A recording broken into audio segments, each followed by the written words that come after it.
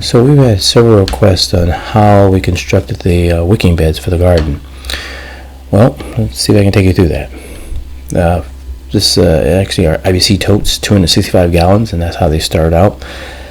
And then from there, we actually turn them into wicking beds. So if you look at it, this is a wicking bed, actually an IBC that's been cut in half. Around the top is just simple 2x4s that were actually cut the length, and these were 33 by 48, and just use metal plates to hold them together. They're attached to the IBC tote just using tie straps, and no other purpose other than just, if you're leaning on it, and it has sharp edges after you cut the top, so basically prevents any kind of injury. Right there you see the fill tube. It's just standard PVC pipe, and you actually cut a hole in the perforated pipe and just push it down and actually attach it to the framing. Right there you're going to see on the lower left side, that's actually an overfill tube. And what this does, it really helps you when you actually go to fill the wicking bed. It actually lets you know when you have enough water in there. That's a perforated irrigation tube. There's some other media we'll be putting in there, but this is actually pretty simple. And if you think about it, from a crop standpoint, you really specialize these for each crop. If you're doing tomatoes or if you're doing cabbage, whatever crop you're doing, you make sure that it actually gets the nutrients it needs.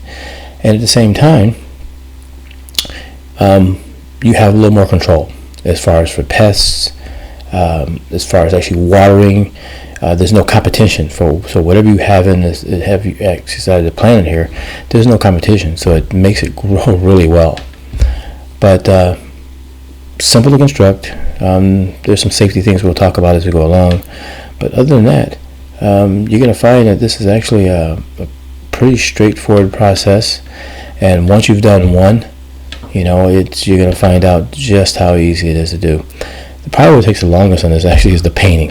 You don't have to paint them, but in this case my wife wanted them actually same color as her potting shed, so went ahead and actually applied some paint. So let's get started. I'll show you just what I did as far as the cutting and measuring, and then we'll take it from there.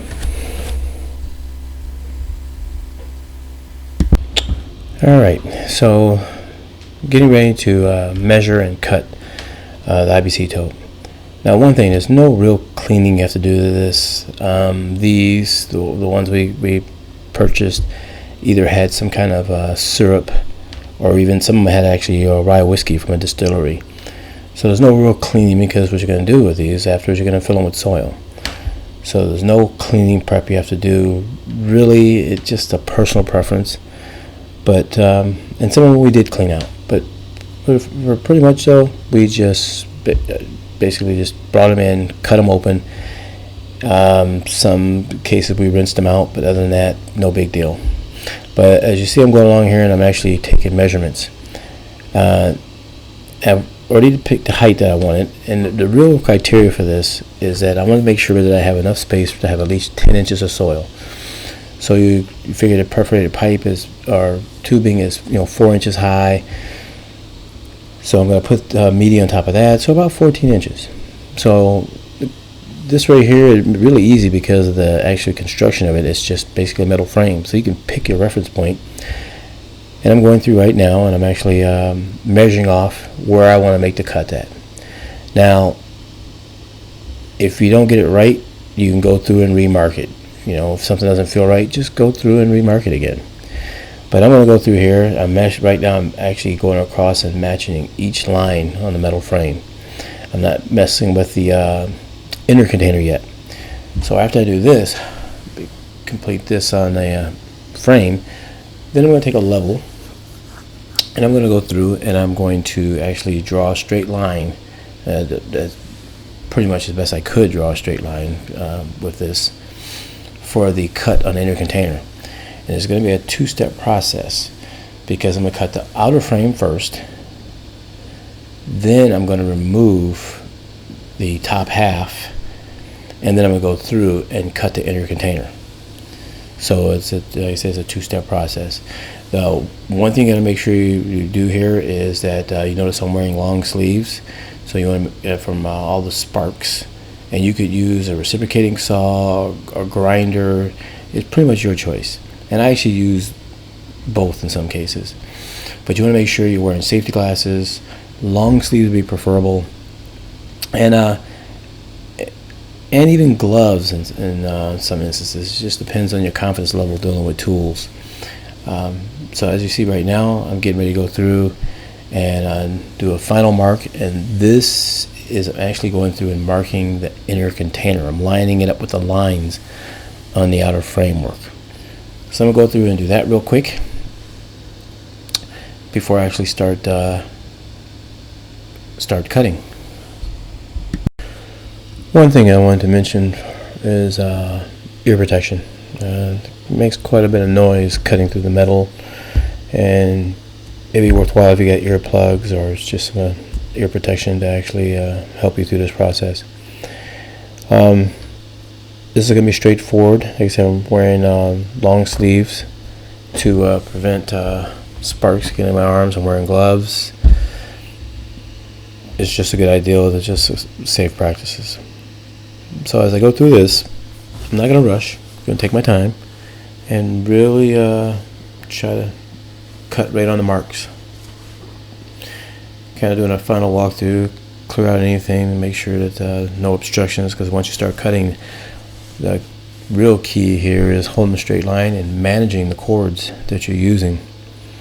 As I said, a lot of sparks once to start. And it's a good thing to do is when you start cutting, to actually cut the way that the sparks are actually going away from you. Now, depends on what tool you're using. Reciprocating saw will work too. Only problem with reciprocating saw though is that it's going to run and cut through the frame and through the inner container. I like to actually cutting through the outer frame first. It just made things much easier, and I try to get a nice stable position, so I'm not bent over. So I'll use one knee as a support and really take my time as I cut these. No rush. You know, as you see it, as I said earlier, there's a lot of sparks here. You know, nothing as far as catching fire or anything, but it can be a little unnerving with all those sparks. But I'll take my time. I'll work my way around here, and so we can remove the container, remove the top. Now, after cutting the frame, the one thing I want to do is cut these two braces on the very top. You could either cut the little plastic that's holding in place or actually take the metal braces out, but I just cut the plastic out. It really serves no purpose. Then after that, pretty much is straightforward, just lifting the cage off. Can be a little unwieldy, but if you get the right leverage, it just comes right off the top. One other thing too, in case I forget later too, is that the top half, that lid, you need to actually take that lid off and apply silicone to it, because that's going to be, you know, one of the halves. And even though it does have a rubber seal on the lid, I prefer to actually take it off, apply some silicone, some all-weather silicone, and then put the cap back in place. That way I wouldn't have any issues later on. Now I'm going to go through and basically reaffirm the lines I had marked earlier, and I'm going to use a reciprocating saw. When you start out with it, you want to actually make sure you have a good depth when you actually start cutting. And as you go around, what's going to happen is it's going to get kind of a little sloppy moving around because there's nothing to support it. Not too much of an issue. Just got to really just take your time, because don't forget you got a saw in your hand. If you have somebody that can help you, that'll work out great too. It just makes things that much easier. What you do then is take the lid off, or the cap, have somebody hold the cap while you went around and cut with the reciprocating saw. But other than that, pretty straightforward. I didn't use any special blade or anything, just a wood cutting blade, and just grabbed this off the shelf and started cutting.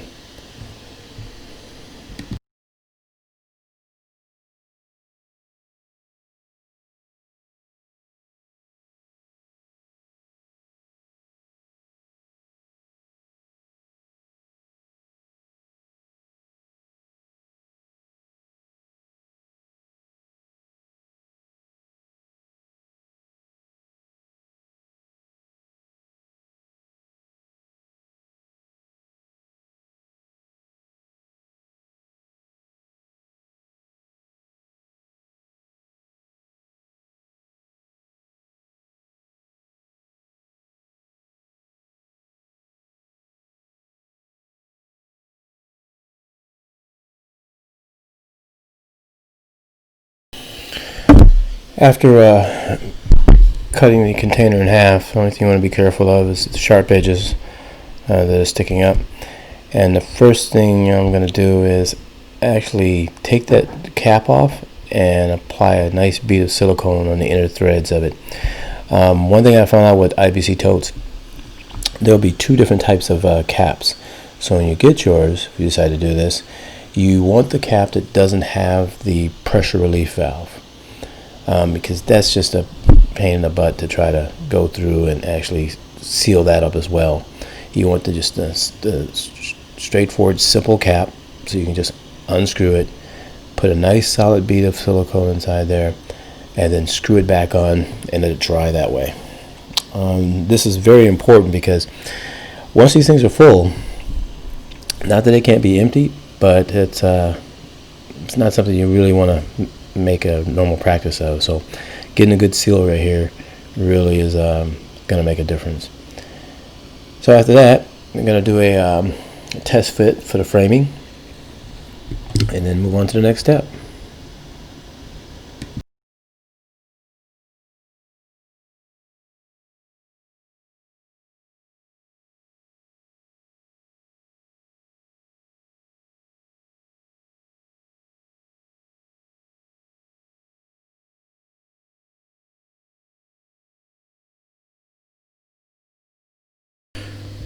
Now once you've made your beds, it's time to put them in position and start to fill them.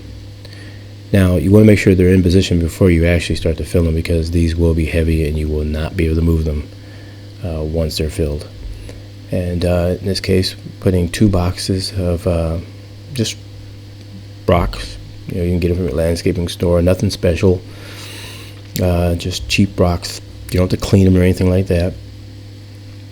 And the only key to putting these in is you can use 3 or 4 bags. You really don't want to go over the irrigation tubes, but in this case, we're only using 2 bags. From here, you can see the fill tube in the lower screen right there.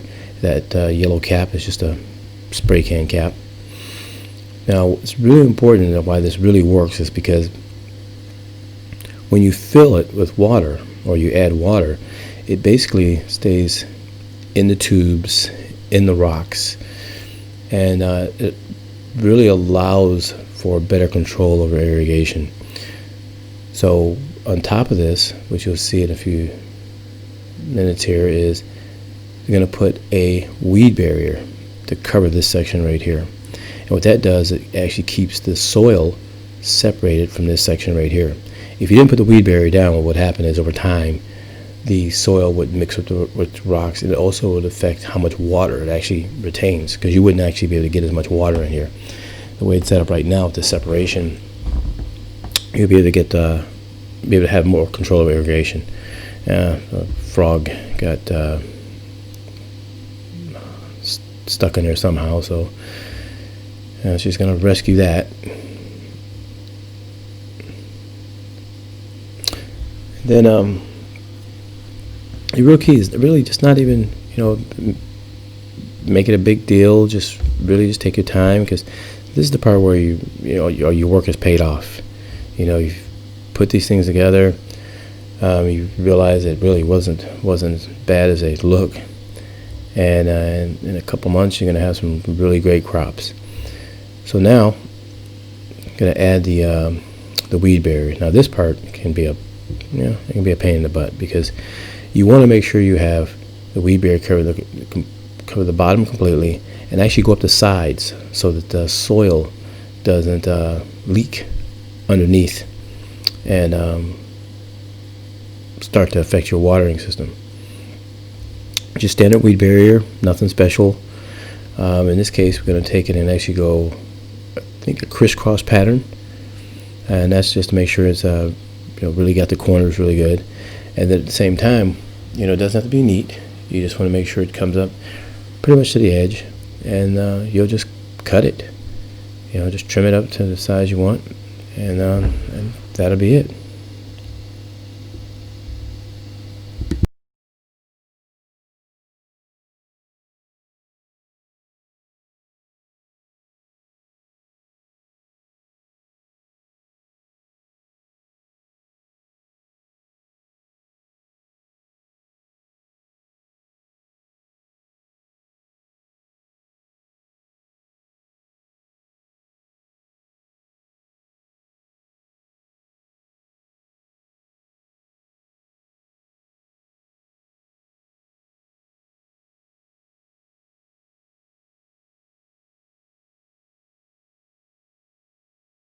now let's get to filling these beds. So first off, at least one bag of sand. You can use two. It's just a filler. Sand is cheap. This aids in the growing process. Then after that, you're going to add some scrap lumber, trees, branches. That's a good filler, and it decomposes really slow over time. And what you do is you don't add soil, you add mulch. This is a mixture of soil and cow manure. Mix that in, throw that in the bed. Kind of get down the corners because you really push it down really well because of the gaps in the wood. And this will be followed by another soil that my wife likes to use. It's by Lambert, and she swears by it. But complete the description of ratios will be linked in the bottom. So for those who want to follow the exact formula that she's using. Then after that, really push it down in the corners really good, because after this you're going to start adding water. And even during the watering process, you want to make sure that you're really getting it saturated in the soil. So this is probably going to take 50 to 65 gallons in a wicking bed this size. And then from this point, you're actually ready to start planting. And in the end, as you see, we had to repeat the process for all the beds. They're already in position. Still have to lay the ground cover out, but well on our way. And next step is actually for us to actually start fencing this area in. But that's how you make a wicking bed.